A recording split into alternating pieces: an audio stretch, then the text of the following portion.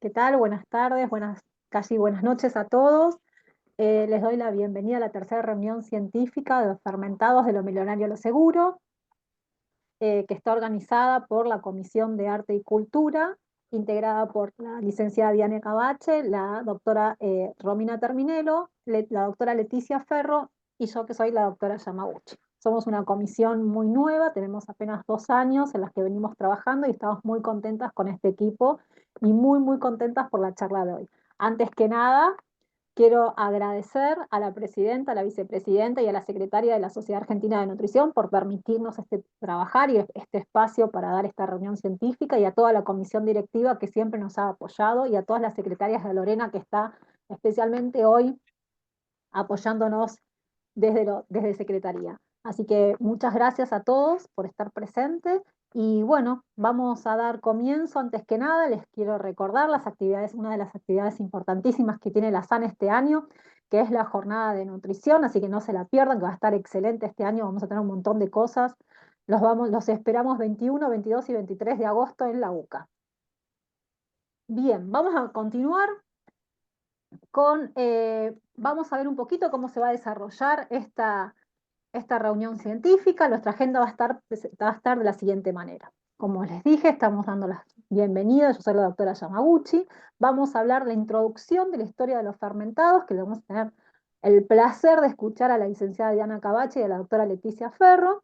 Después vamos a hablar de los alimentos fermentados, cultura y bases microbiológicas de su funcionabilidad, con el doctor Gabriel Vinderola, un lujo. Y el siguiente y último lujo que nos vamos a dar en el día de hoy es escuchar al doctor Martino Teiza hablando de calidad e inocuidad de los alimentos fermentados, y luego vamos a hablar en espacios de preguntas y respuestas y por sobre todo reflexiones. Saben que pueden hacer las preguntas a través del chat, o para los que nos están viendo en YouTube, a través del chat de YouTube.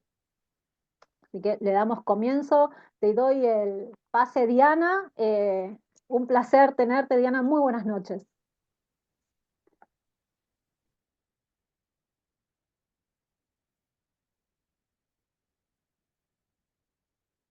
Diana, Diana, ¿estás ahí? estás muteada. Ahora sí. Ahí va. Bueno, muy buenas tardes. Para mí es un honor, un placer pertenecer a este equipo de trabajo con quien realmente tengo un vínculo amistoso más allá de la admiración profesional. Aprovecho para agradecer nuevamente a la Sociedad de Nutrición, a los disertantes, un lujo que hayan aceptado este desafío nuestro. Y bueno, yo quiero ser muy breve porque además no soy una autoridad en el tema, ¿no? Es algo que se nos ocurrió, simplemente. Eh, la humanidad tuvo necesidad de alimentarse siempre, por supuesto, entonces había que cazar para comer, cazar, recolectar, bueno, lo que había, lo que se podía. Siempre repito esto, ¿cuántos han sucumbido en ese intento? Pasó el tiempo y empezaron a sentarse, a pesar de que podía haber cierta conducta nómade, a sentarse y a tener sus animales y tener tal vez los frutos de su trabajo, ¿no? Todo era ensayo y error, la cría, el pastoreo, y lo que no se consumía no podía desecharse, porque había momentos en que no había qué comer. Esos excedentes que empezaron a generarse estrategias para conservarlos. O sea, por ejemplo, en la segunda parte veremos, en la segunda, estas estrategias, en la próxima cuadrito, vemos que, bueno, salaban las carnes, un poco porque veían que se deterioraban menos y que a veces poniéndole en determinadas comunidades, poniendo mucho sabor picante, tapaban el sabor a descomposición. Con ácidos, con azúcares, empezaron a ver que las frutas podían conservarse mejor, que podían llegar a épocas en donde la posibilidad de conseguir ese alimento era difícil. Por supuesto que había hambrunas, por supuesto que había muertes, por supuesto que había infecciones, por supuesto que había muchísimos problemas y no se sabía por qué, ¿no? No había todavía conocimiento ni de los microorganismos ni de los mecanismos. Y un día, leyendo bibliografía, y agradezco, creo que está el ingeniero Weil en el auditorio, con quien he hablado muchas veces y he aprendido mucho de él, y le agradezco, y he leído sus publicaciones siempre. Un día una vez leí que se había transportado leche en el estómago de un camello, y tal vez ese fue el inicio de los quesos y los yogures. Y otra vez han dejado en determinados lugares ciertos vegetales y han visto que cambiaban, pero que tal vez no hacían tanto daño. Y que ese yogur que se producía tampoco era tan perjudicial, sino que en algunos casos era muy beneficioso. Yo creo que mucha gente caía en el intento, ¿no?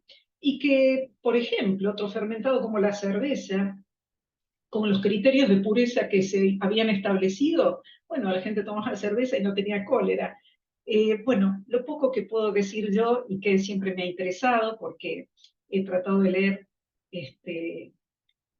a los buenos autores, eh, generó después que la gente observara, veía las consecuencias, se pusiera a estudiar y empezaba a descubrir cosas. Y empezaron a desarrollarse los rudimentos de la tecnología y empezaron los descubrimientos y se vio que con determinadas técnicas no era tan peligroso y había que alimentar a mucha gente con un consumo masivo que cada vez es más peligroso. Cuando muchos comensales, cuanto más son los comensales, bueno, más peligroso se torna. Y empezaron entonces a perfeccionar esos métodos y salieron recomendaciones de uso. Bueno, no quiero hablar más porque todos estamos muy interesados en la disertación de dos expertos como los doctores Minderola y Oteiza. Así que les agradezco este pequeñito espacio y también a todos los maestros que nos han enseñado mucho sobre esto. Ahora vamos a escuchar a la doctora Leticia Ferro. Bueno, entonces, para seguir un poco después en la introducción que nos dio Diana, para ubicarnos un poquito en el tiempo y en el espacio, nosotros podemos dividir la historia en dos eras, la era anterior a la actual. Si observamos desde dónde empiezan los fermentados, fíjense que podemos observar que empiezan en el año 11.700 antes de esta era, donde empiezan con los cereales silvestres que son previos a la agricultura y que después, avanzando un poquito más hacia la era actual, alrededor del año 7000 a.C., tenemos la aparición de quesos, de arroz, de leche, pero que eso ya está en relación con la agricultura y con la cría de animales, para después ir acercándonos un poquito más y ya ir viendo el ingreso del yogur, del chocolate, de las levaduras. Ahora bien, si ustedes observan en el mapa, está como muy centrado en lo que es en una región, no está tan dispersa la aparición digamos, de lo que se pudo lograr rescatar de los fermentados. Y esto creemos que tiene que ver también porque acuérdense que en esa época la distribución de los continentes no era como la conocemos hoy. Y esto tiene que ver, entonces, como que vemos todos esos circulitos están centrados en una misma región.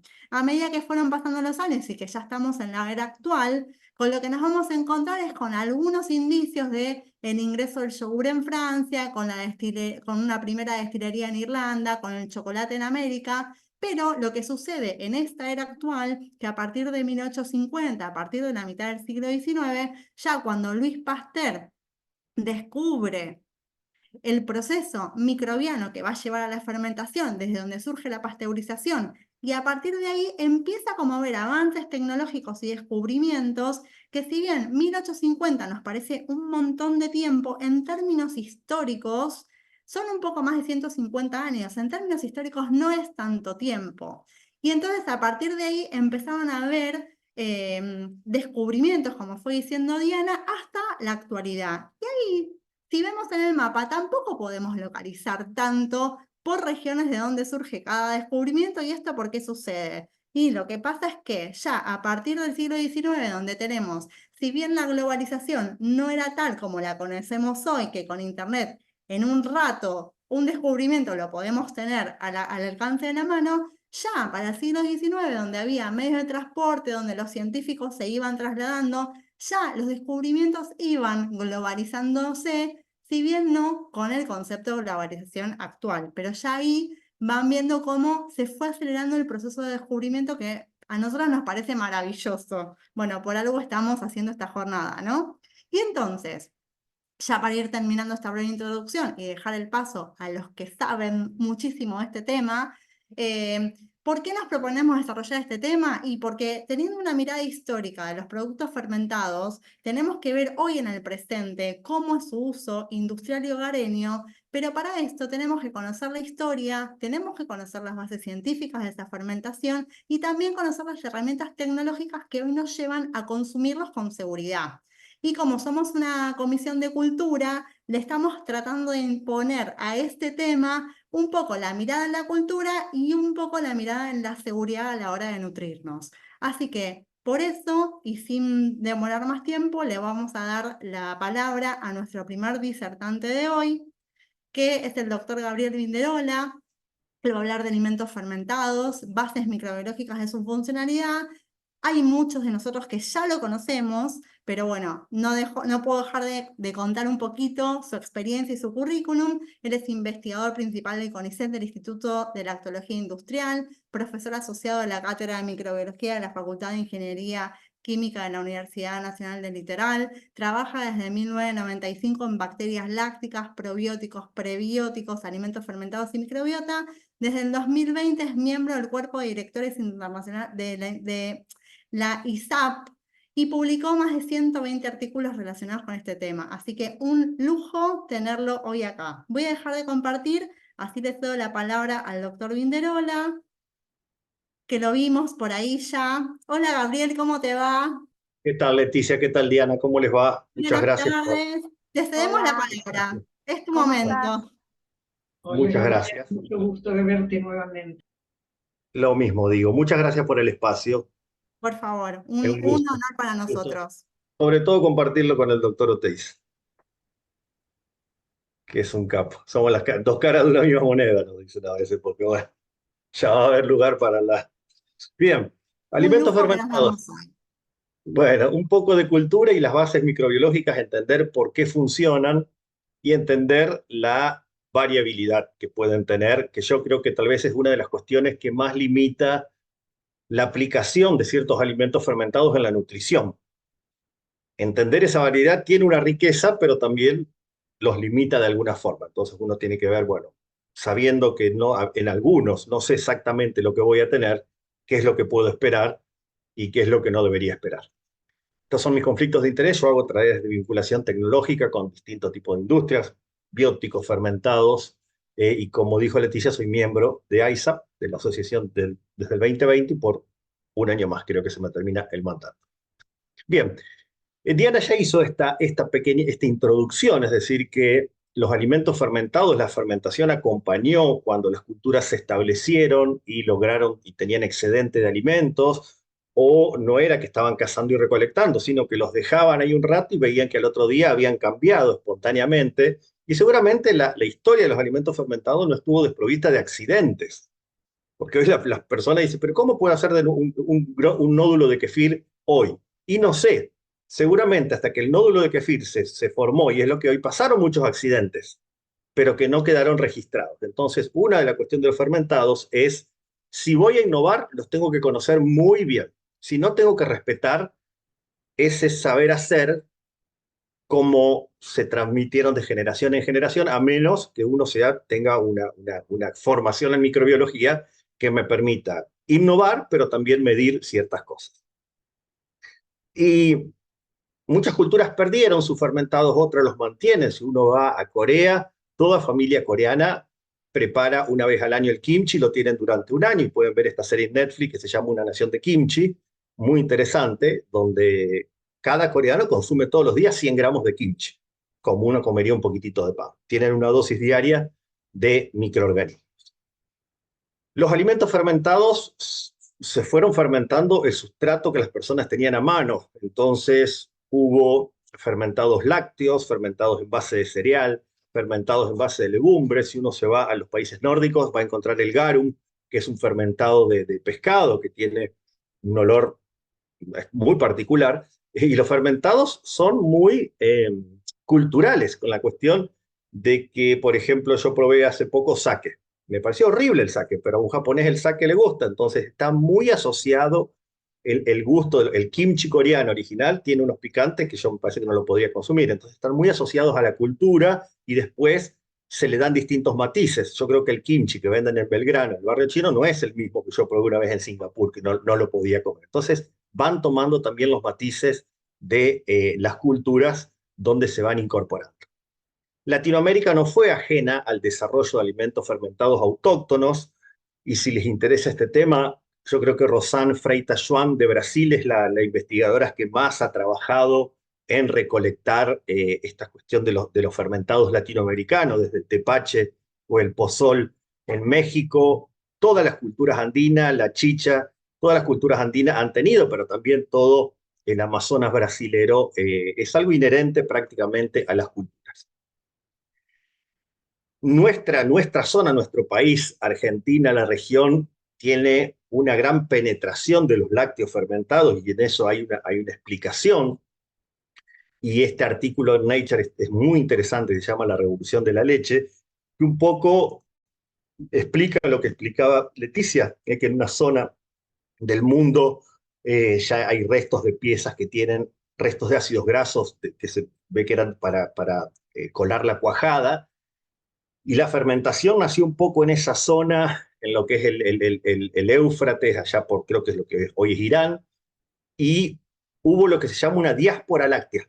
La diáspora láctea, es decir, que fue avanzando en distintas regiones, fue subiendo, y los lácteos fermentados se hicieron muy ricos todo alrededor del Mediterráneo, también en los países nórdicos, en Escandinavia. El consumo de lácteos fermentados es enorme, creo que están más de 40 kilos por persona por año. En África hay una zona de fermentados, pero por ejemplo los lácteos fermentados en China nadie los consume. Entonces, y como alguien dijo, los argentinos bajamos de los barcos, que venían capaz que alguna razón tenía, pero nuestras corrientes migratorias, fíjense que nosotros somos muchos productos de italianos, españoles, suizos, alemanes, croatas, todos tienen cultura de lácteos fermentados. Entonces los lácteos fermentados, después me gustaría verlo, ahí lo vi a Ricardo Welter, es un honor que esté cuando se empezaron a producir en Argentina masivamente, seguramente nos los va a poder contar. Pero bueno, tenemos esa cuestión de que los lácteos fermentados llegaron también con las corrientes migratorias y se industrializaron. Los cambios en el estilo de vida en su forma más general, el tipo de alimentación, la exposición a químicos, la falta de actividad física, la alimentación pobre en fibra, nos han traído también aparejado estas cuestiones de las enfermedades crónicas no transmisibles, diabetes, sobrepeso, obesidad, enfermedades metabólicas, neurodegenerativas también, y se lo relacionan también a que de alguna forma hemos dejado de consumir microorganismos vivos, es decir, no solamente fibras y polifenoles y qué sé yo, pero también hemos dejado de consumir microorganismos vivos.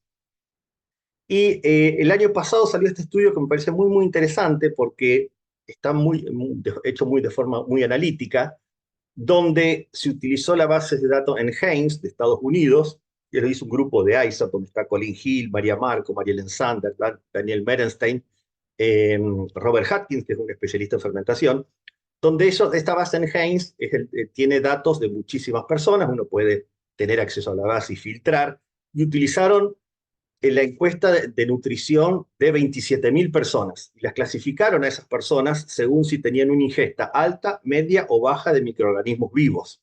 Los que tenían una ingesta alta eran más de 10 a la 7, una ingesta media en torno a 10 a la 5, y una ingesta baja cerca de 10 a la 3, alimentos prácticamente estériles.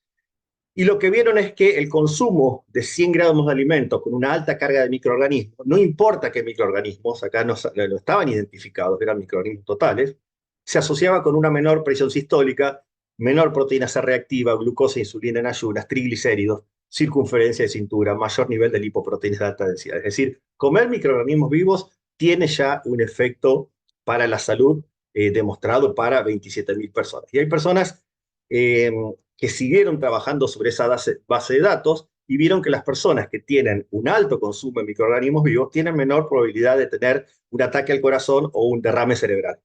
Es decir, de alguna forma los microorganismos vivos, consumirlos de forma frecuente, tienen un impacto positivo de la salud, aunque no sepamos qué microorganismos estamos comiendo, lo cual nos hace un poquitito de ruido, pero bueno, la fermentación selecciona de alguna manera esos microorganismos y los tira a un ambiente donde hay microorganismos. microorganismos de los alimentos fermentados se van a combinar con los microorganismos de nuestra microbiota intestinal y vamos a ver que hay partes del intestino donde el alimento fermentado puede hacer una contribución muy significativa respecto a la microbiota que está instalada. Y en el intestino delgado, está el principal sitio de inducción de la respuesta inmunológica. Las placas de Peyer están ahí. Entonces estos microorganismos que llegan dejan restos celulares, productos de fermentación, y estos son los que van a modular la respuesta. Este grupo de investigadores de ISAP, Maria Marco, Colin Hill, Robert Atkins, se lo he dicho, están impulsando un concepto probablemente nutricional nuevo, o de aquí a unos años que sea nuevo, que es la ingesta, si debería haber una ingesta diaria recomendada de microorganismos vivos, como tenemos una recomendación de calcio, de magnesio, de vitamina, lo que sea, si en algún momento las guías alimentarias también tendrán que hablar de qué es necesario o la importancia de comer microorganismos vivos en función de esta cuestión, de este trabajo que ellos vieron. Así que bueno, yo creo que es un concepto muy interesante porque, por ejemplo, hoy en las guías alimentarias está el yogur, pero no dice nada de su aporte de microorganismos vivos, no lo pone ahí. Y si hay lugar para microorganismos vivos, probablemente las guías alimentarias puedan abrirse a otros fermentados, pero ¿de qué forma recomendarle a la población? Fermentados de forma segura. No va a ser, ahí hay todo una cuestión para hacer de buenas prácticas, de lo que sea, pero yo creo que es algo, impulsar ese concepto de microorganismos vivos, va a dar mucho lugar para nutricionistas, microbiólogos en el futuro para decir, bueno, son buenos comerlos, pero ¿cómo? ¿Cómo los vamos a preparar? Toda esa cuestión es importante. Yo les decía de cuánto se puede influenciar la microbiota del intestino delgado, principalmente con microorganismos. Si uno piensa que en el duodeno yo tengo entre 10 a la 4, en el duodeno tengo unos 1000 bacterias por mililitro, en el yeyuno tengo entre 10 a la 4 y 10 a la 5, en el ilio tengo hasta 10 a la 8, matemáticamente, si un alimento fermentado tiene 10 a la 7, 10 a la 8 microorganismos por vivo, puede ser una contribución muy significativa al intestino delgado, donde está el principal sitio de inducción de la respuesta inmune. Y ustedes ven a la derecha, eso es un estudio donde se les dio un probiótico o un fermentado con probióticos a personas que tenían una ileostomía, es decir, cuando terminaba el intestino delgado, tenían una válvula donde se podía sacar muestra, y se vio que estas personas, en algunas personas, el fermentado podía contribuirle con el 50% de la microbiota que tenía en el delgado. Entonces, es un sitio de inducción de la respuesta inmune que yo lo puedo modular, y eso empieza a explicar el porqué de asociar alimentos fermentados con los efectos benéficos. Para hablar de alimentos fermentados necesitamos una definición.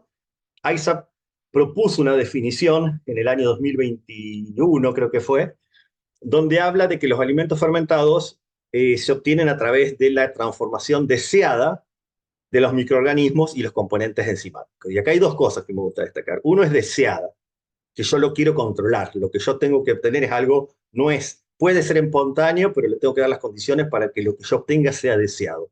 Y otra cosa, que a diferencia de las definiciones de probióticos, de prebióticos, de posbióticos, no requiere que el fermentado ejerza un efecto benéfico para la salud. No es una condición del fermentado. Un fermentado puede ser algo que yo lo consumo porque me gusta, pero no esencialmente porque voy a esperar un efecto benéfico. Y ahí, cuando uno piensa en la picada del sábado de la noche, todo es fermentado. Gracias a los microorganismos tenemos los quesos, las aceitunas, los embutidos. Ahí ustedes como nutricionistas ven que no todo fermentado puede tener la misma recomendación nutricional. Va a haber algunos que son de consumo eventual, porque me gusta, pero yo tal vez no voy a consumir. Yo he visto algunos trabajos de agregar un probiótico a un chorizo.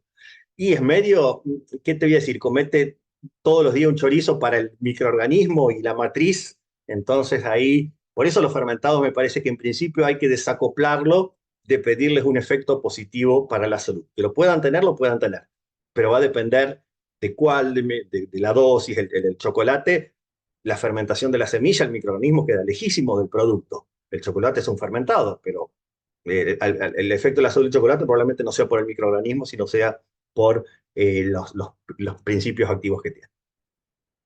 Algunas características, quiero que retengan esto de que la fermentación es la cocción sin fuego. Al final les voy a mostrar una foto y me van a decir qué piensan. Y ubica los alimentos en un lugar único entre lo crudo y lo cocido. Lo fermentado no es ni crudo ni cocido, es fermentado. La textura, el sabor que se obtiene no se obtiene por ningún otro método de transformación del alimento. Puede disminuir el contenido de algunos antinutrientes, los fitatos y muchos otros más. Mejorar la digestibilidad de ciertos nutrientes, el caso de la lactosa es el más paradigmático. Va a enriquecer al alimento con microorganismos y sus metabolitos bioactivos.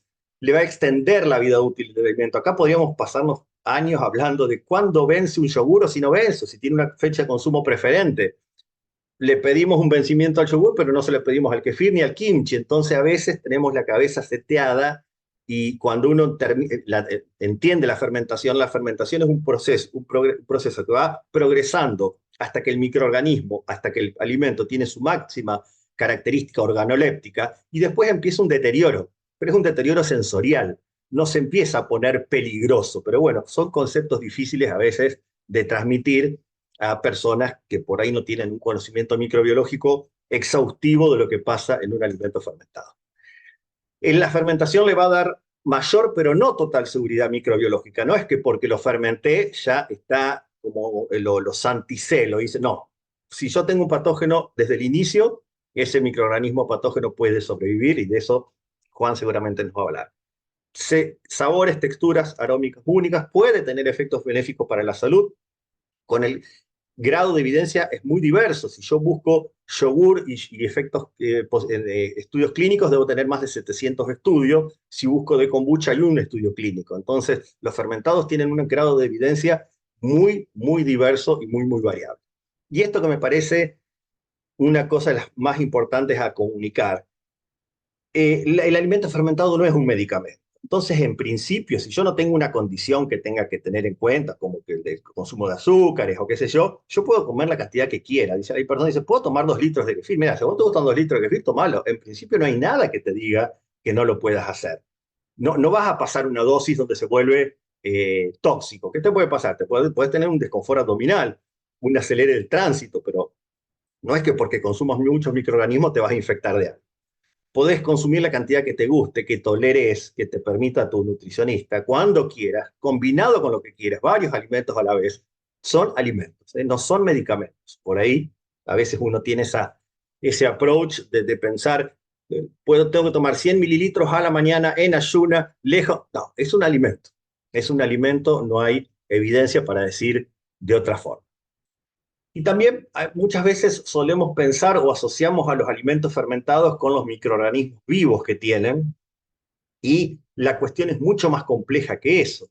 Este es un estudio que habíamos hecho ya hace mucho tiempo, cuando yo estaba en Canadá, donde separábamos un kefir en los microorganismos y el resto, las fracciones de kefir. Uno era solo los microorganismos y era todo lo otro. Y veíamos prácticamente el mismo perfil de inducción de citoquinas. Es decir, que lo que veíamos en los microorganismos también lo veíamos en ese sobrenadante. Así que la responsabilidad del efecto benéfico está muy repartida.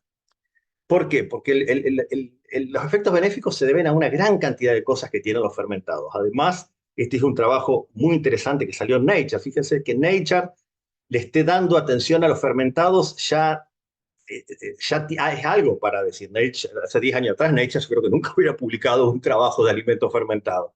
Este es del grupo, este es de Paul Cotter, que para mí es la persona hoy que más activo está en la investigación de fermentados. Hace poco sacó un trabajo que se llama El Pangenoma del Kefir, donde analizó 80 muestras de kefir de distintos lados del mundo y mostró que no hay 2 kefires iguales. Es una cosa increíble. El pangenoma, si lo buscan así, el pangenoma del kefir por Paul Cotter, les va a salir. Y muestran en este gráfica que está muy, muy linda, todos los principios activos y los potenciales mecanismos de acción que tienen los fermentados a nivel intestinal. Entonces, además de los microorganismos, tiene péptidos bioactivos, tiene aminoácidos, enzimas, tiene ácidos orgánicos de cadena corta, polifenoles, exopolisacáridos. Todo puede impactar en el intestino y tener efecto en el mucus, en las proteínas de unión, en la renovación del epitelio. Es decir, el fermentado es una cuestión muy compleja. No sabemos exactamente a quién se debe tal o cual efecto. Y esto tal vez nos va a permitir responder una primera pregunta, que es una cuestión en el campo que esté recurrente y recurrente, que las personas dicen, el yogur es un probiótico. Le digo, bueno, volvamos a la definición. ¿Cuál es la definición de un probiótico? Un probiótico es un microorganismo vivo, Prácticamente no hay estudios donde a las personas hayan recibido Streptococcus thermophilus y Lactobacillus delbrueckis solos y puros para saber si los microorganismos son probióticos. El yogur es un alimento complejo, está fermentado, tiene microorganismos, tiene exopolisacáridos. Entonces, en principio, el yogur es un alimento. A ese alimento a veces se le agregan cepas particulares de bifidobacterias o lactobacillus casei y paracasei que sí se han estudiado de forma aislada, como dice la definición, un microorganismo, que yo doy el microorganismo y sé cuál es el efecto.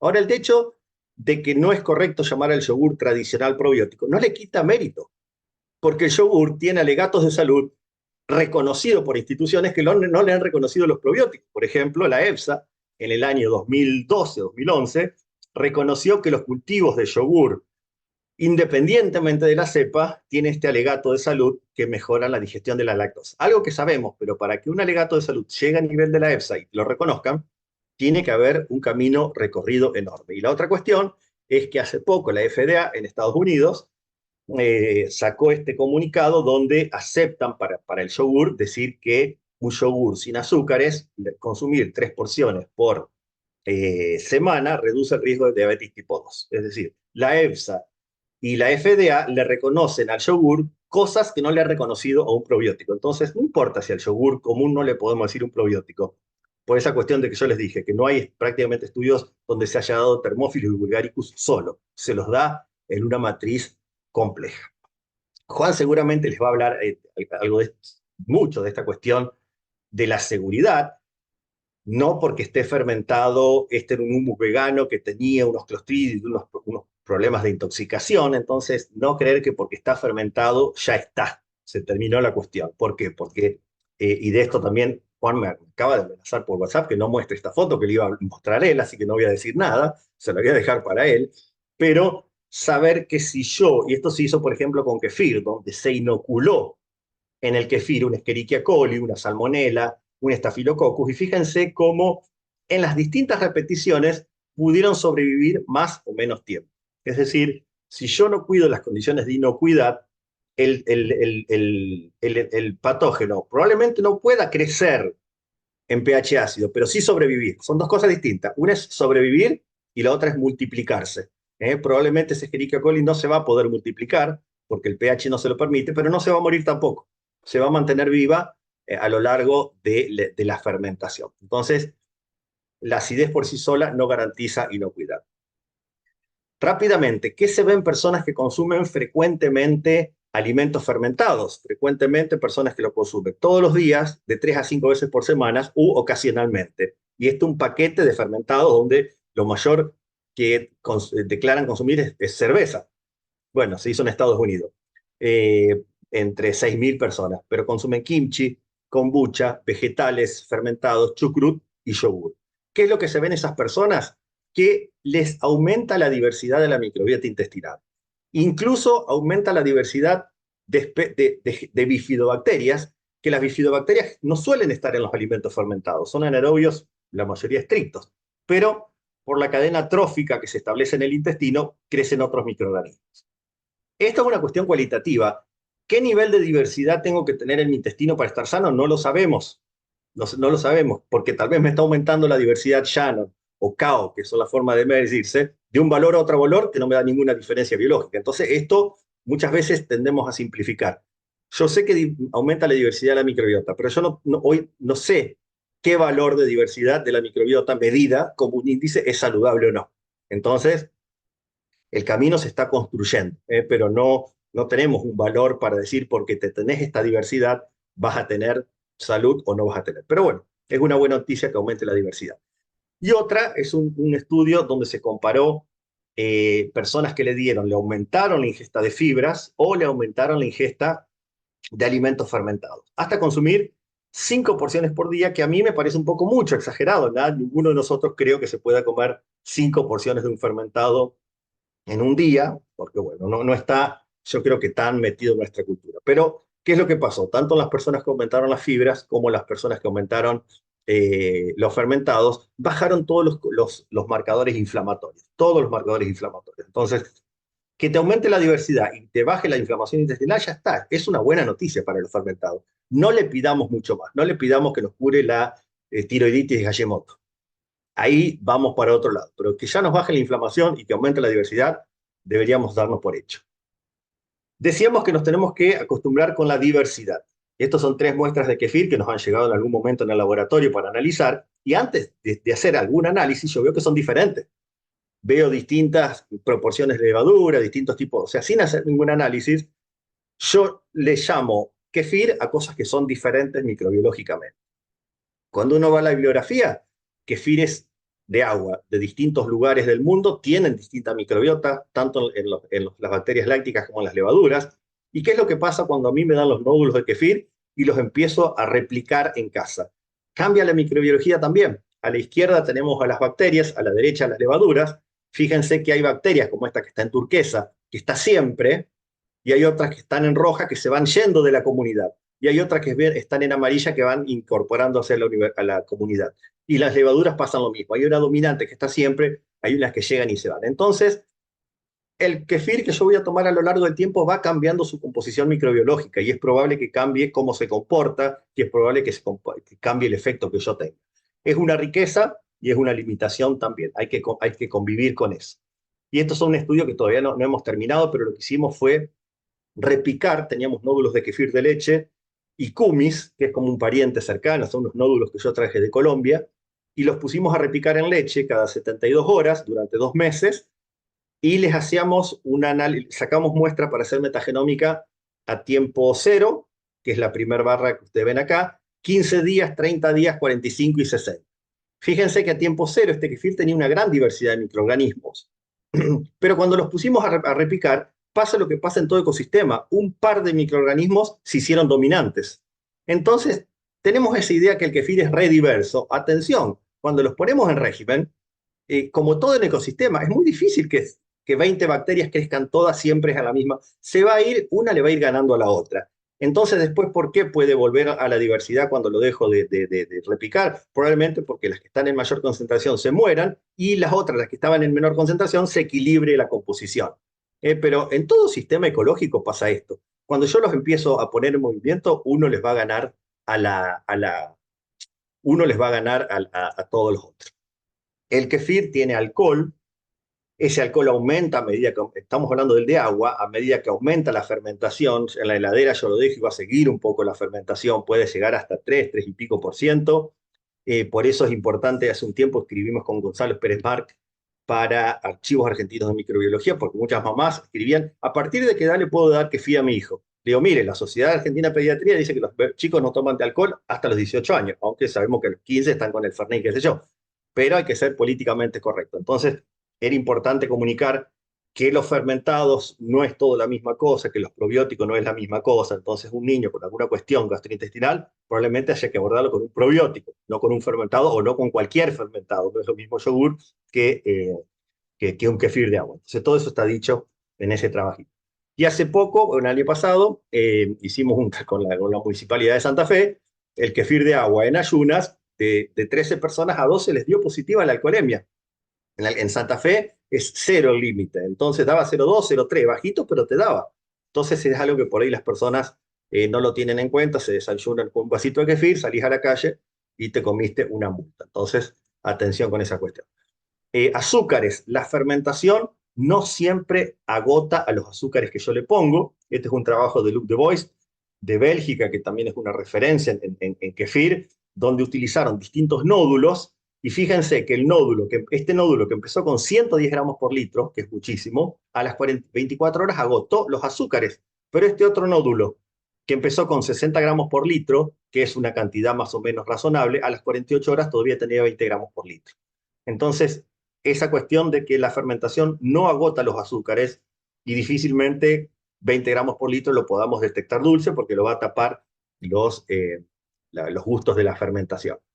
Rápidamente, porque estoy pasando de tiempo, creo, distintos nódulos de kefir tienen distinta capacidad en animales de disminuir el colesterol, los triglicéridos, es decir, no podemos esperar el mismo efecto de los distintos nódulos de kefir. Esto es un trabajo también de Paul Cotter, y en este otro donde se utilizaron 3 kefires diferentes para la constipación, 3 estudios clínicos, se veía que en un estudio clínico el efecto se vio en 3 de 11 pacientes, en el otro estudio clínico no hubo diferencia significativa y en el otro hubo un aumento de la frecuencia evacuatoria. Entonces, el kefir me sirve para la constipación.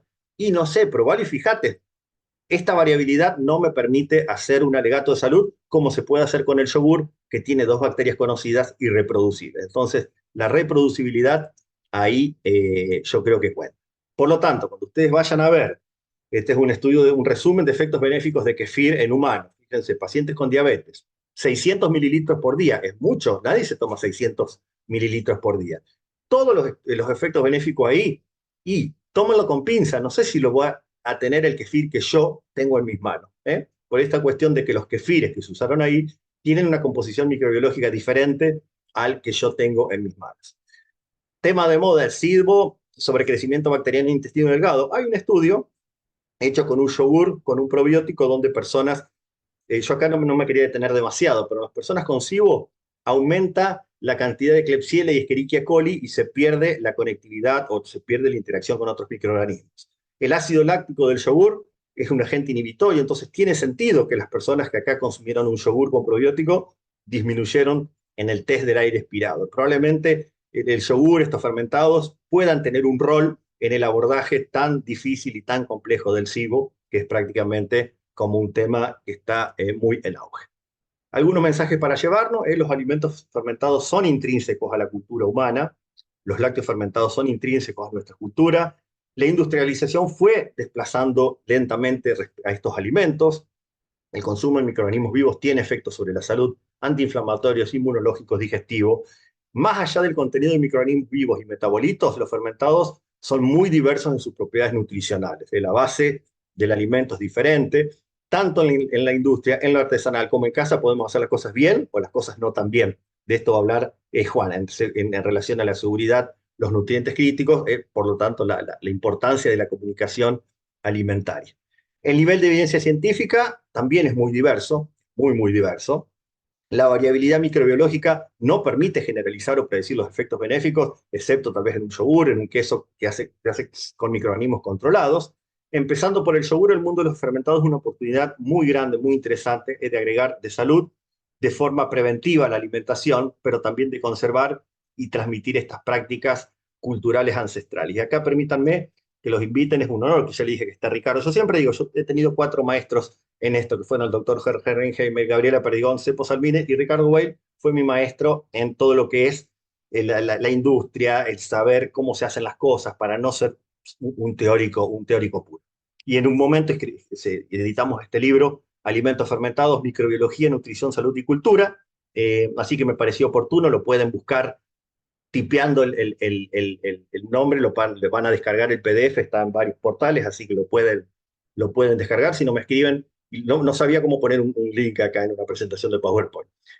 Y finalmente contarles que los alimentos fermentados ya hace mucho tiempo dieron un paso enorme, y acá en Santa Fe, si algún día están por Santa Fe, tienen que venir a conocer este lugar que se llama Margot, que Agustín Barayola es un fermentista que ha dado un paso más, ha ido lejísimos con el tema de los fermentados. Este es un caso, es un tartar de lomo madurado, es carne madurada con koji, es Aspergillus oryzae, que por la capacidad proteolítica les da unos sabores que son realmente únicos. Después con Juan podemos hablar esta cuestión de comer carne cruda, madurada, fermentada.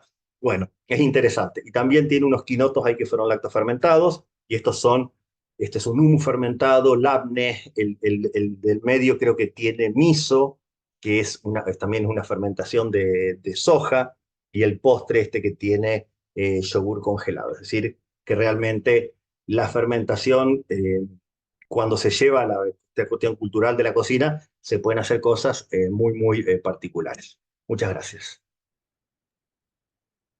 Excelente. Podríamos Muchas gracias. estar horas escuchando. Yo creo que sí, nos quedamos hipnotizados. Bueno, Leti, Voy pues, a compartir así, los que presentamos. tengan preguntas, vayan escribiendo en el chat, así vamos, después al final de la charla, vamos a hacer las preguntas, ¿sí? Ya en YouTube lo ponen admirable Gabriel, le agradecen muchísimo, así que bueno, Leti. Bueno, ahora voy a intentar Disculpen, ahora se me fue para cualquier lado. Quiero presentar entonces al próximo expositor, otro lujo que nos damos hoy. Vamos a tener a Juan Martín Oteiza, él es licenciado en Ciencias Biológicas y doctor de la Facultad de Ciencias Exactas de La Plata, investigador adjunto del CONICET y desde el 2007 que cumple funciones en el Laboratorio de Microbiología de los Alimentos en el CIAT Centro Tecnológico. Es autor de capítulos y de libros y publicaciones científicas en relación a microorganismos y actualmente no veo el último renglón, pido disculpas porque tengo la barra.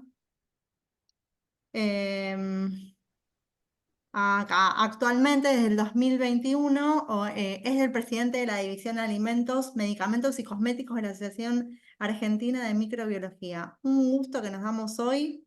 Dejo de compartir y saludamos a Juan Martín. Hola Juan, ¿cómo te va? ¿Qué tal? ¿Cómo andan?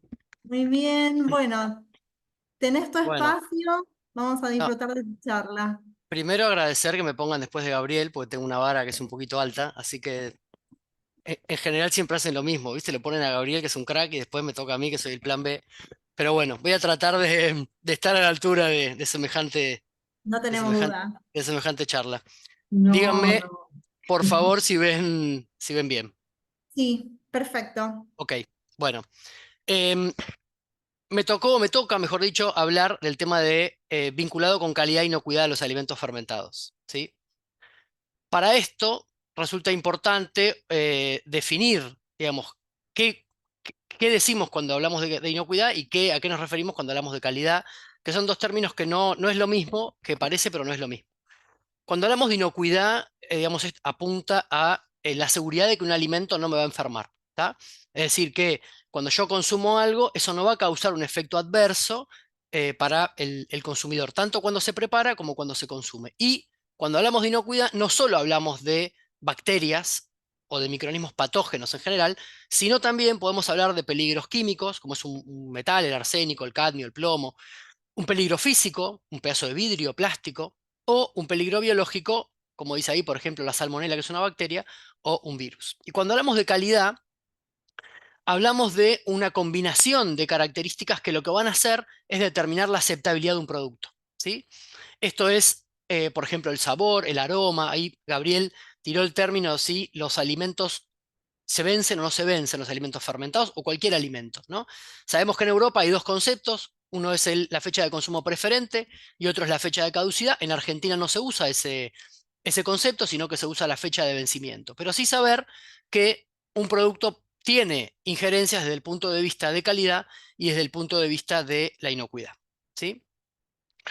Y para esto también tenemos que entender que hay, perdón, distintos microorganismos, ¿no? Que interactúan o que pueden interactuar entre sí. Un grupo son los microorganismos patógenos, otro grupo son los microorganismos de deterioro o alterantes y otros son los microorganismos útiles.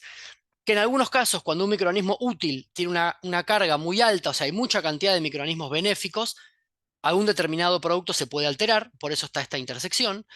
En el caso de los alterantes, si hay, digamos, generalmente no causan enfermedad, ¿no? Pero si hay un grupo de alterantes en mucha cantidad, podría tener algún efecto adverso. Y en el caso de los patógenos, si hay una cantidad elevada, podría también tener un efecto de alteración dependiendo del alimento. Vamos a hablar a unos minutos de lo que son los microorganismos útiles, ¿sí? Ay, no sé por qué se pasa solo. Ahí está.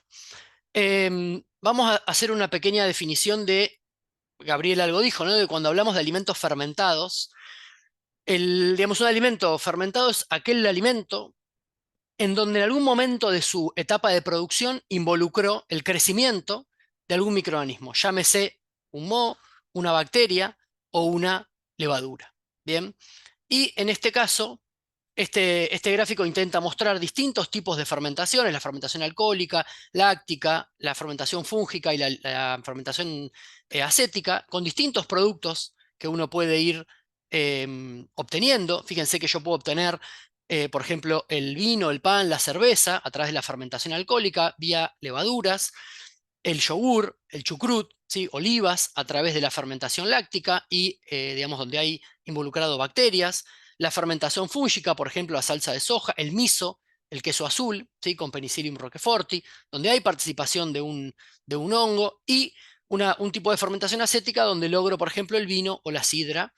Un ejemplo sería el vinagre como producto final, vinagre de vino o vinagre de sidra, ¿sí? Es decir, que no todas las fermentaciones son iguales, sino todos los microorganismos que participan son iguales. Cuando hablamos de los fermentos o cultivos iniciadores, es algo que yo agrego ex profeso, ¿bien?, a una preparación para poner en marcha el proceso de fermentación. Y muchos de los productos que están acá, ustedes los conocen, ¿no? Tanto para hacer queso, para hacer pizza, pan, yogur y demás. Digamos, en este tipo de formatos son los formatos deseables, ¿no? Que uno debería usar un fermento o cultivo iniciador, ¿sí? Y esto, digamos, debería ser considerado como un ingrediente más y tratado como un ingrediente más con la calidad que eso amerita. Cuando hablamos de tipos de fermentaciones, hay fermentaciones no controladas, ¿no? Gabriel habló, por ejemplo, del kimchi, ¿sí? ¿Por qué es no controlada? Porque yo no conozco a estos microorganismos iniciadores. Y eso me da cierto tipo de incertidumbre, ¿sí? Después tengo fermentaciones semicontroladas, como por ejemplo el kefir, la kombucha. En el caso hay algunos embutidos, donde en algunos casos los conozco a medias. Dependiendo del tipo de kefir, podría estar vinculado con no controlada, o en algunos casos hay kefires industriales donde podrían estar en semicontroladas porque algo conozco, ¿no? Yo algunos de los starter los conozco. Y fermentaciones totalmente controladas, por ejemplo los yogures, la leche fermentada, la cerveza, porque yo estoy agregando de manera deliberada un microorganismo que es conocido. Y esto es el primer atención, digamos, ¿no? No todas las fermentaciones son iguales. No conozco nada, conozco algo y conozco todo. Los fermentados clásicos, los que mostró Gabriel hace unos minutos, ¿sí? Muchos de estos, o la gran mayoría, los conocemos y los consumimos. Después, por supuesto, podemos discutir lo que él contaba de la calidad nutricional, ¿no? Pero tenemos los clásicos y los no tan clásicos, donde, al menos para nosotros, ¿no? Hay países también como los que mostraban al principio, y algo Gabriel comentó, donde el consumo es mucho más elevado que en el caso de la Argentina. Entonces yo me animé a separarlos en clásicos y no tan clásicos. Desde el punto de vista de los microorganismos de deterioro, ¿qué es lo que tenemos que tener en cuenta? Que el deterioro es algo negativo, ¿sí? Es una alteración negativa que sufre un alimento, y eso trae aparejado una alteración de ciertas características, pueden ser nutricionales, organolépticas, ¿sí? Pero también su estado higiénico-sanitario, convirtiendo al producto en inadecuado para su consumo. O sea, cuando yo hablo de un alimento que está deteriorado, en general está vinculado con una incapacidad de consumo. ¿Bien? Ahora bien, los alimentos fermentados también pueden sufrir deterioro, ¿sí? Aunque hablemos de todas las bondades que tienen este tipo de productos, también pueden sufrir signos visibles de deterioro, como por ejemplo, la presencia de gas, ¿sí? Cambios fíjense, acá hay burbujitas, acá también, son distintos alimentos fermentados, cambios en la apariencia, en la textura, en el olor, eso es bien típico, en el sabor, bueno, cuando uno ya llega a probarlos, ¿no? Cuando uno abre, por ejemplo, y ve espuma, eso es un signo, digamos, de alteración. La presencia de insectos o de huevos también presentes, ¿no? La presencia de sedimentos, turbidez o alguna otra cosa que yo considere como anormal. Y estas son todas fotos, digamos, de productos alterados o deteriorados, tanto por bacterias como por levaduras, como por mohos. Y por supuesto que cuando uno ve algo así, la recomendación es no consumir, ¿sí? Esto también son fotos de... ¿Se me sigue pasando solo? Pido disculpas, ¿eh? Ahí está. Esto también son fotos de kombuchas, distintos tipos de kombucha. Fíjense, por supuesto, kombuchas de tipo artesanal, ¿no? Con mohos filamentosos en la superficie. Evidentemente hay algo en este tipo de desarrollos que hace que estos productos tengan estos mohos, y por supuesto lo que les acabo de comentar. La recomendación es no consumirlos, ¿no? Y no porque sea el alimento o el producto fermentado está exento de la alteración. Esto es un artículo muy interesante, también publicado por el grupo de Jorge Reinheimer, Gabriel lo acaba de mencionar, en la revista Argentina de Microbiología. Fíjense, alterantes microbianos atípicos en yogures, mohos que producen gas y bacterias del género Gluconobacter. insisto, productos que a priori son altamente seguros, digamos, cuando hablamos de productos industriales, pero que cuando hay un desvío, tanto a nivel artesanal o a nivel industrial, pueden ser alterados. Y esto es algo que charlamos siempre con Gabriel, no es lo mismo hablar de fermentado que deteriorado. Uno a veces lo confunde, es un término que se suele confundir. Un alimento fermentado claramente ya nos queda claro de qué es, y un alimento alterado o deteriorado lo acabamos de observar. Y ahora vamos a hablar algo de los microorganismos patógenos vinculados con alimentos fermentados, ¿sí? Como dijimos hace unos minutos, un patógeno es un microorganismo que causa algún tipo de daño para la salud, ¿sí? En general son, o la gran mayoría de las veces, decimos que es un enemigo silencioso, porque yo un hongo, una levadura, algo que me produce gas, mismo una bacteria láctica, puedo de alguna manera darme cuenta que está presente porque se manifiesta de algún tipo. El patógeno en general no. Crece y como no modifica ninguna de las características del alimento, yo no me doy cuenta. Entonces es complicado, digamos, el saber determinar cuando un producto puede estar contaminado con un patógeno porque no me da señales, ¿sí? Cuando hablamos de un patógeno puede ser una bacteria, un virus, ¿sí?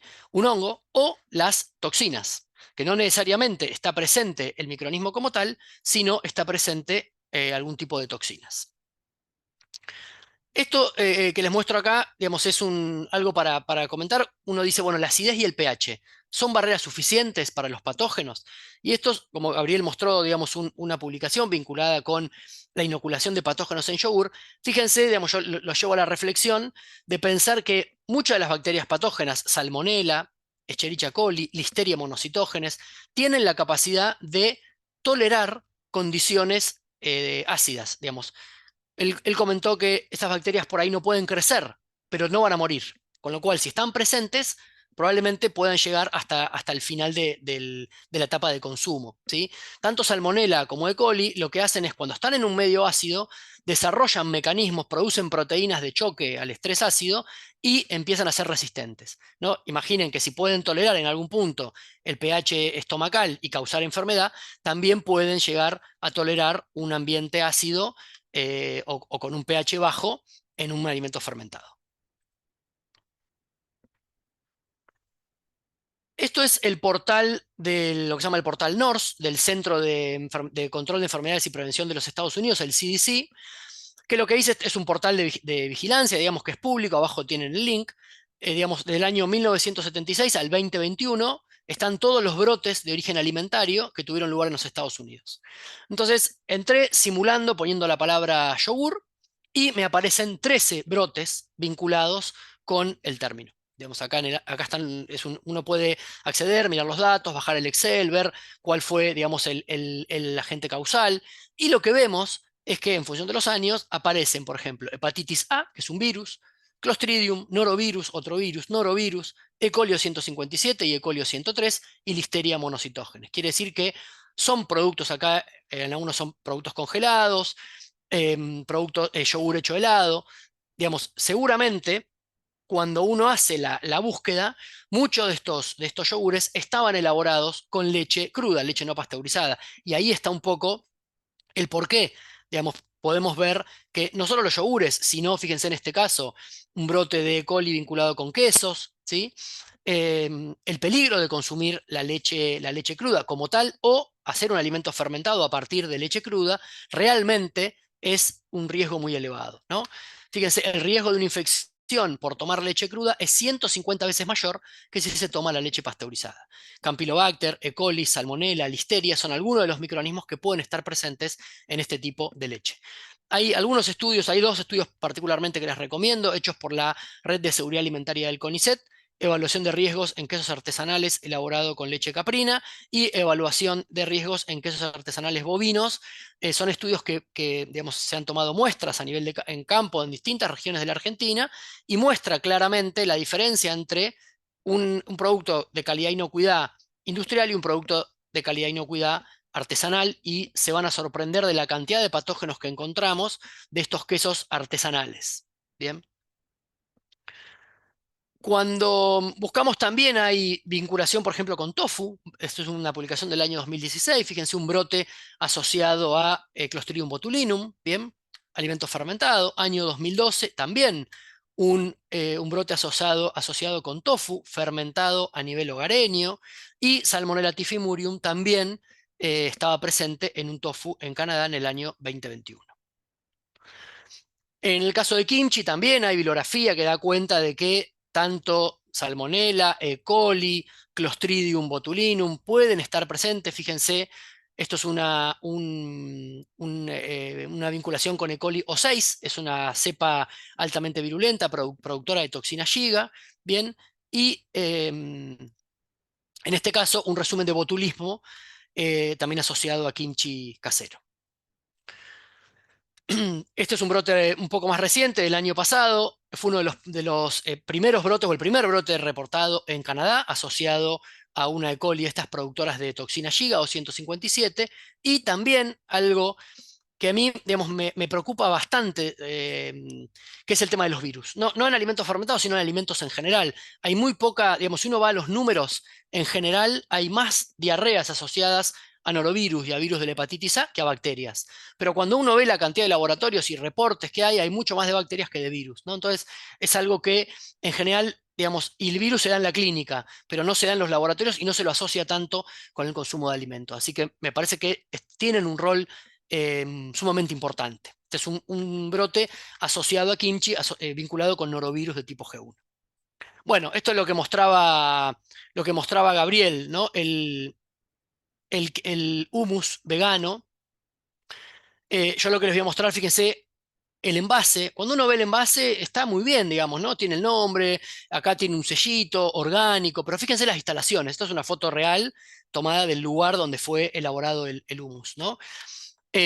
Bueno, expertos del Malbrán confirman la presencia de toxina botulínica, 2 casos de botulismo por comer hummus vegano, bien, 2 internaciones, es decir, que puede traer problemas serios y no hay que dejarse llevar por las etiquetas, algo que lo vamos a ver en unos minutos. Cuando hablamos también del peligro de este tipo, bueno, no sé por qué.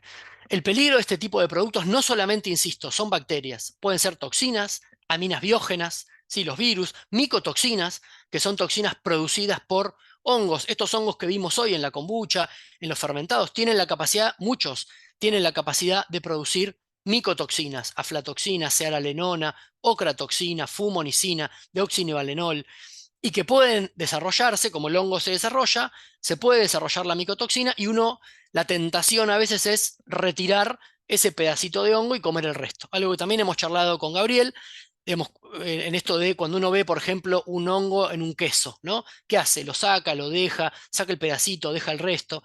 Y probablemente no da lo mismo un queso con una actividad de agua elevada y un queso con una actividad de agua baja, porque esta raíz, digamos, que tira el hongo hacia adentro, que es invisible, cuanto más blando sea el queso, más capacidad tiene de llegar hacia el centro. Así que en un queso duro, probablemente el hongo esté en la superficie, uno lo retira y podría quedar. Mientras que en un queso blando, el problema sería otro, ¿sí?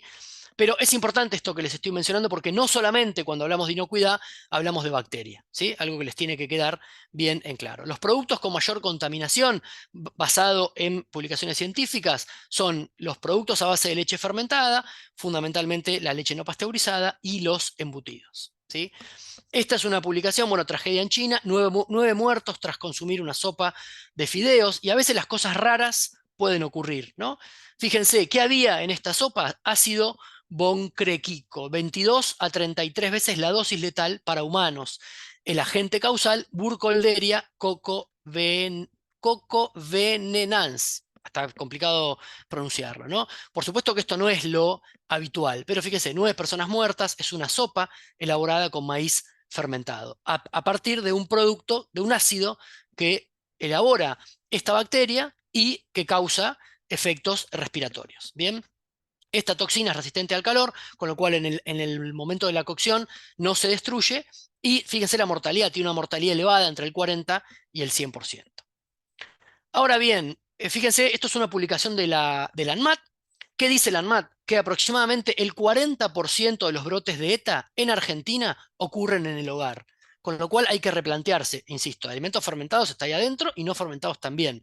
Y esto es una publicación de la EFSA, la Agencia Europea de Seguridad Alimentaria, donde también le da, fíjense, que en Europa el 41% digamos, de los brotes que suelen ocurrir, 40, 41 coinciden con Argentina, son producto de la mala manipulación en el hogar. ¿Qué pasó en pandemia? Tuvimos tiempo, empezamos a hacer cosas que teníamos postergadas y muchos nos pusimos a fermentar. Empezamos a ver videos de YouTube, ¿no? Tutoriales. Uno acá puede discutir también un tiempo largo de qué experiencia tiene esta gente que nos enseña a fermentar. Pero digo, empezamos a ver videos y todos nos pusimos de una u otra manera a fermentar. Y fíjense, esto es un reporte publicado en agosto del año pasado, uno de los boletines de la EFSA, vinculado con peligros emergentes, con cosas nuevas que aparecen, ¿no? ¿Y qué decía la EFSA? Algunas consideraciones, como resumen. Seguir recetas basadas en ciencia. Gabriel dijo hace un rato, si nos ponemos a fermentar, no fermentemos cualquier cosa sin tener demasiada idea. Controlar parámetros de elaboración y de higiene. Tener cuidado con los consejos de no expertos. Facebook, Instagram, Twitter. Está lleno de gente que dice, hace esto, hace lo otro, fermentá, ponés acá. Los problemas surgen cuando los consumidores empiezan a fermentar cualquier tipo de sustancia alimentaria que normalmente es no fermentable y las almacenan en condiciones que son inadecuadas porque no tienen el conocimiento. Con lo cual hay que trabajar en prevención. Fundamental lo que es el rotulado de alimento. Nosotros en general yo digo que somos consumidores desinformados porque no andamos por la vida mirando el rótulo de los alimentos, pero hay que hacerlo, ¿sí? El rótulo nos habla o debería hablar de la denominación de venta, listado de ingredientes, contenido neto, dónde se elaboró, qué lote, cuándo vence, la información nutricional, porque esto es la garantía de inocuidad, ¿sí? Y hay dos parámetros que son importantes. El RNE, Registro Nacional del Establecimiento, que es el certificado que otorga la autoridad sanitaria a una empresa. ¿Bien? Dice, bueno, voy a ver tu establecimiento y te doy un RNE. Y luego el RNPA, Registro Nacional de Producto Alimenticio. Es el certificado que se le otorga a la empresa con su RNE para elaborar un alimento. Con lo cual, una empresa que tiene un RNE puede tener varios RNPA. ¿Sí? Bueno, pero cuidado. Esta es la parte donde a mí me empieza a subir un poco la mostaza, debo ser sincero, porque son todas publicaciones sacadas, digamos, en este caso de Mercado Libre, ¿no? En este caso kefir, fíjense, todo muy lindo, yogur griego, kefir, ¿no?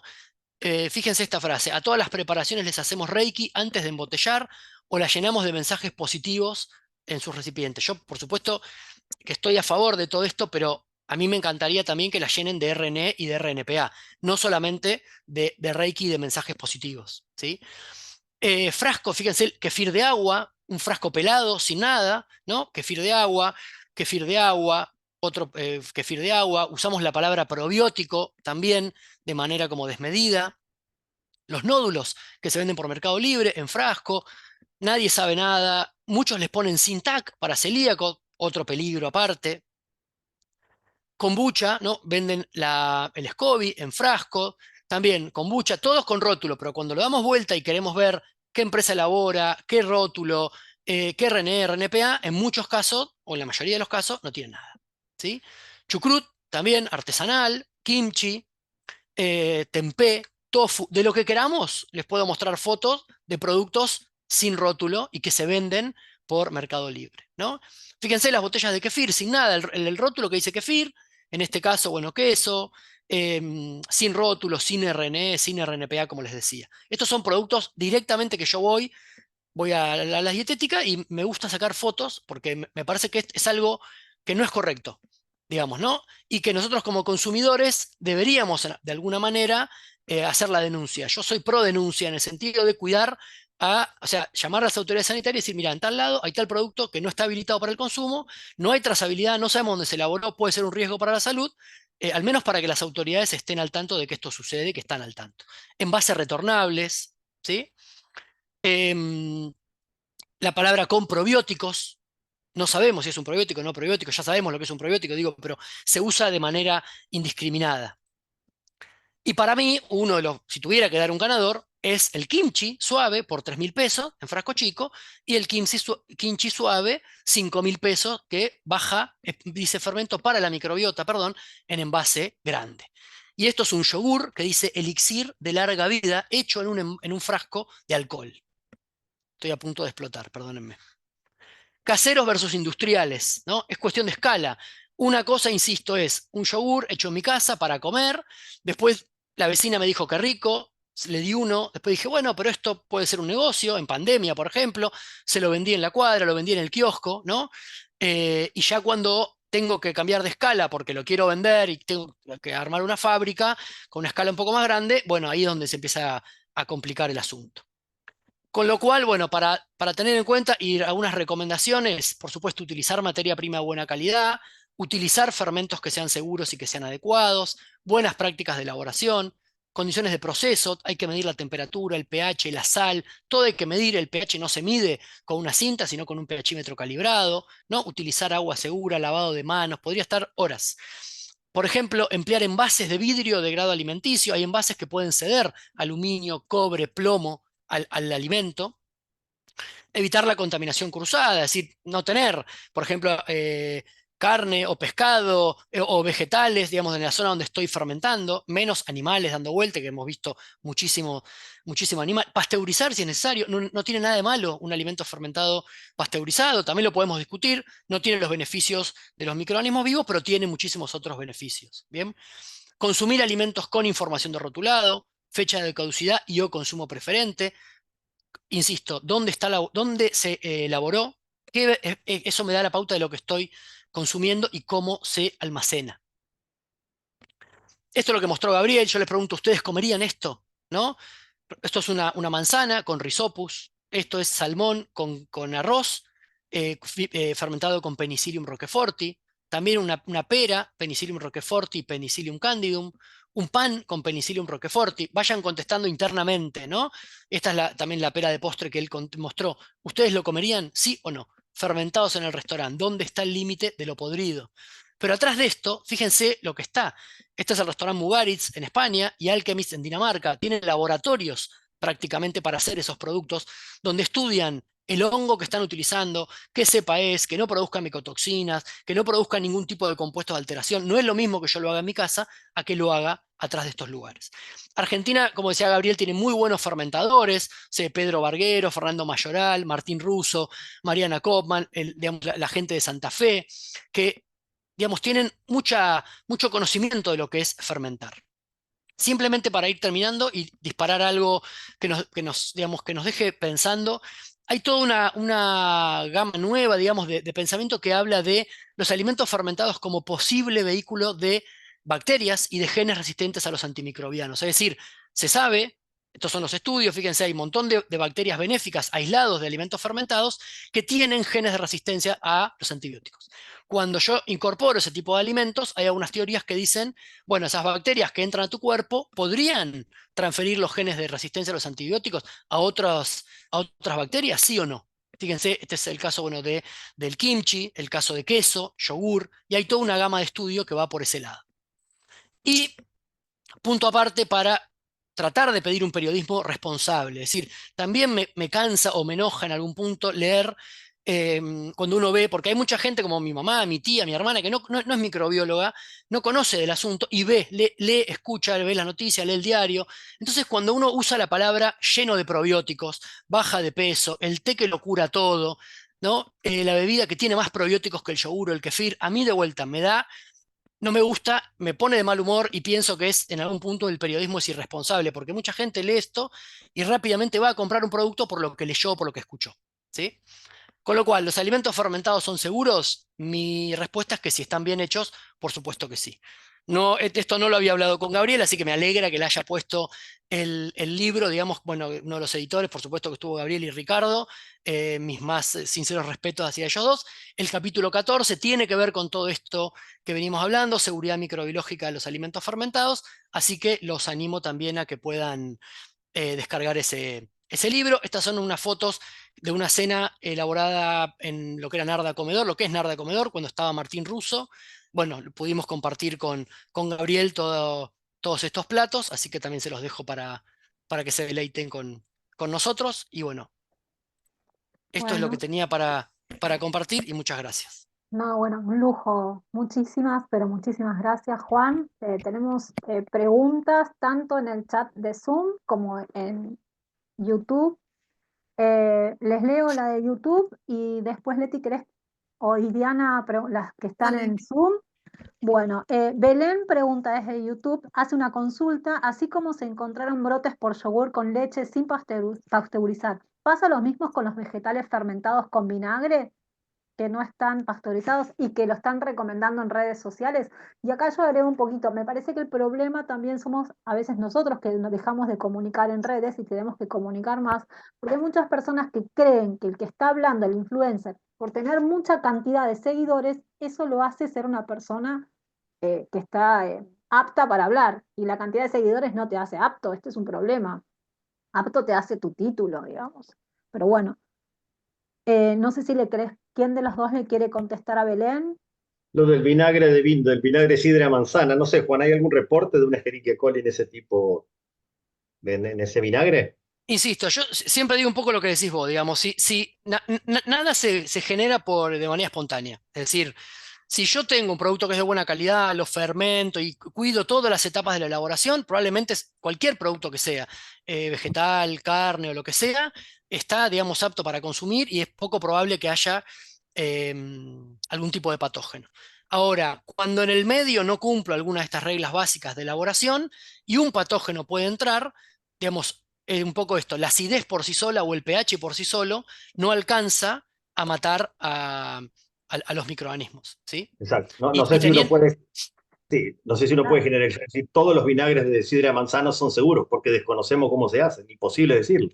tal cual. sí. Bueno, creo que le contestaron ya a No, digo, Belén. y Leti, teniendo en Diana, cuenta que los patógenos, y con esto cierro, pueden causar enfermedad en muy poca dosis, o sea, hay muy pocas células que pueden causar enfermedad. Diana, Sí, acá Silvana hace una pregunta, pero creo que ya fue respondida después a lo largo de la charla, porque pregunta entonces cómo saber que un alimento fermentado no llega a ser patógeno. Y creo que y es un bueno, poco lo que fue explicando Juan, ¿no? De tener ciertos recaudos a la hora de elegir, que no sea casero, que tenga el RNP, Sí, perdón, yo creo que hay como dos escuelas. O los aprendo a hacer en casa y sé lo que estoy haciendo, o claro. compro uno que tenga RNP, RNE, RNPA. No hay mucho Sí, sí. más. Si vos vieras, digamos, todo lo que la industria invierte, porque una vez uno demoniza, ¿no? Porque la industria es industrializado y el término se mal usa para cualquier cosa, industrializado, mejor. Lo que la industria, y Ricardo me puede dar cátedra en esto, lo que la industria invierte en calidad, inocuidad, certificación, uno no tiene idea. Entonces, Ah, por supuesto que también a la industria se le puede escapar la tortuga como a cualquiera, pero la tasa de escape de tortuga en la industria, estamos hablando de algo uno cada años. En cambio, el escape de tortuga en algo hogareño puede ser algo más frecuente si uno no aprende a hacerlo como dice Gabriel. sí, además, disculpen, no solo no aprende a hacerlo, para hacerlo bien hay que tener una cierta base de instrumental, como decía Juan Oteiza, porque yo no puedo hacer, si quiero controlar un pH, tengo que tener un pHímetro calibrado, no tengo mucha opción, tengo que tener tengo que tener un ambiente donde la temperatura del ambiente no genere la reproducción de lo que yo no quiero. Son muchísimas cosas. La incertidumbre es muy grande y es muy fácil que se vaya la tortuga de las manos, como decía Juan. Sí, Estoy 100% de acuerdo, te- y la demonización de la industria es un tema muy delicado de tratar, porque para las personas como ustedes que conocen profundamente, y bueno, yo que gracias a Dios tengo la posibilidad de ser técnica también, y haber tenido maestros de primera, y haber conocido industria por dentro, no opinar sin saber, como hace mucha gente, es la minuciosidad, los controles durante el proceso, postproceso, previo, las auditorías a los proveedores. Todo eso es muy, muy delicado y se hace. Y hay normas. Así que tenemos que aprender mucho de todo eso y difundirlo. No, y de mínima yo sugiero, digamos, me gustaría que sea obligatorio, tener un curso de manipulaciones de alimentos, ¿no? Es decir, uno pensar, decir, ¿por qué así como logramos tener, no sé, educación sexual integrada en los colegios, ¿por qué no logramos plantear tener un curso de manipulación de alimentos que los alumnos, antes de recibirse y que antes se vayan de la escuela, hay ciudades donde ocurre, tengan una última materia que sea manipulación de alimentos, nutrición, digo, algo que tenga que ver, porque todos después, en mayor o menor medida, hacen algo en la cocina de su casa, ¿no? Eso es Absoluta. salud pública, eso es trabajar en serio con la salud pública. Las industrias, que son una herramienta para la salud pública, y la educación desde el primer día, que es otra gran herramienta para la salud pública. Excelente. Bueno, tenemos un montón de gente que les está agradeciendo a los dos y por sobre todo tenemos la presidenta de la Sociedad Argentina de Nutrición, la doctora Ada López, que nos está felicitando. Gracias, doctora, por estar presente. Le queremos agradecer por habernos permitido tener este espacio a toda la comisión directiva. Muchísimas gracias. Consulta por acá, una consulta. Los yogures comerciales, ¿cuáles son los más recomendables? Ponen acá. Y No, no sé, jamás te voy a hay recomendar un muchos, yogur. bueno, no, Los claro. periodistas saben leer las etiquetas. Nadie mejor que ustedes para Claro, leer las etiquetas. No, totalmente, aparte el concepto de qué recomendás, desde qué punto de ¿Recomendable vista. para qué? Claro, para claro, cocinar, para... Sí, sí, sí. absoluto. Justamente eso, porque hay una pregunta también relacionada con cuál sería la cantidad recomendada de fermentados a diario, que creo que para consumo diario, que vos en un momento, Gabriel, lo hablaste, creo que si bien estamos de acuerdo que existiera que Una existe un porción, con IDR, claro, una el IDR porción sería ideal, pero que ande por 100, 150 gramos, con eso es suficiente. Después te querés tomar un litro de kefir, tomalo. Pero con 100 Además, gramos por día. porque perdón, entiendo que el IDR, para lograr eso, estaríamos un poco lejos con toda la diversidad de fermentados que hay, ¿no? no solo Sí, ¿Cómo? eso, si se trabaja en recomendación poblacional es una cosa, se cubren ciertas carencias, necesidades, pero si se trabaja en forma paciente, individual, es en base a la evidencia. totalmente. Simplemente, Chicas, Zuleta está simplemente. levantando la mano. Zuleta, ¿tenías alguna consulta que acaba de preguntar? Ángela Zuleta. A ver, escribinos si no te podés. eh, a ver tu pregunta. A ver si la puedo escribir y si no, creo que por honor al tiempo ya Sí. estamos en Pero, horario. a ver, cerramos con la pregunta de ella. Abrime sonido, No pregunta. sé si Bueno, a ver. podemos, ¿eh? Claro. A ver, voy a ver si puedo, ¿eh? Que esa la que sabe es Ahí está, Lore. me parece que ahí está, ¿eh? ¿Estamos? Ahí A ver, está. Hola, buenas Hola, tardes, ¿cómo Ángela, te les va? escuchamos. Primero, felicitarlos a los dos, saben que los quiero muchísimo y que son una fuente inagotable de conocimiento. Me encantó la reunión y a los dos un abrazo inmenso. Pero mi preocupación, porque lo he tenido en contacto, son el tema del uso de los orgánicos, que suma otro problema. Al ser orgánicos no se hace ningún tipo de adición ni sanitización y eso agranda el problema, ¿no es verdad? ¿Qué opinan? Mira, mi opinión, perdón que te tome la palabra, Gabriel. Mi opinión es que también hay todo un mundo a través del orgánico, es decir, eh, voy a lugares a comprar y hay un montón de cosas que dicen que son orgánicas, y vos para realmente decir esto es orgánico, tiene que tener un sello, como por ejemplo el de TAC, ¿no? Eso como primera medida. Entonces hay que aprender a decir, no, esto es orgánico. Bueno, sí, a ver, mostrame el sello que diga que esto es un producto orgánico. Y el tema de orgánico, digamos, en algún punto puede o no estar vinculado con que un producto sea de calidad o inocuidad, porque vos el tema de orgánico lo pensás más, por ejemplo, para agregar algún tipo de plaguicida o algún tipo de cuestión más a campo para la cuestión de producción, ¿no? Ahora, vos podés tener un producto orgánico muy bien, que sea certificado orgánico, y cuando vas a hacer el alimento fermentado que se te contamine. Y un producto que no es orgánico también se te puede contaminar, digamos, ¿no? Mi mayor preocupación es cuando te dicen que es orgánico, te lo cobran como orgánico y no tiene ninguna certificación atrás. No, yo Para por ser- ejemplo un fermentado, bueno, no un fermentado, una mermelada orgánica, que no le pone ningún antimicótico, en unos días se vuelve un alcohol. ¿Cómo controlar? Por ejemplo, eso, el crecimiento de hongo, es algo Eh, fácil. No sé, sí, estoy bueno, hablando en la proceso, ¿no? Ya no hablo si ya sé lo que entendés por orgánico, estoy hablando en un procesamiento. ¿No hace falta a veces poner algún tipo de aditivo?